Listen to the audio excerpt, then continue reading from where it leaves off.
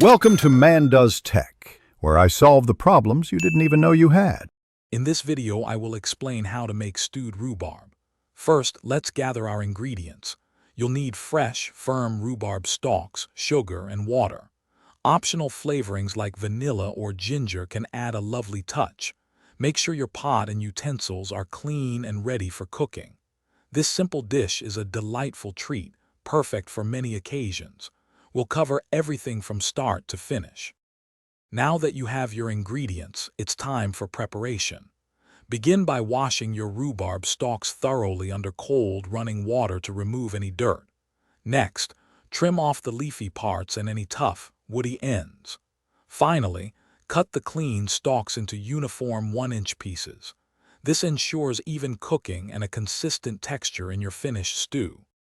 With your rhubarb prepped, it's time to cook. Combine the cut rhubarb, your desired amount of sugar, and a small amount of water in a saucepan. Place the pot over medium heat and bring the mixture to a gentle simmer. Cook for about 10 to 15 minutes, stirring occasionally until the rhubarb pieces are very tender and have broken down.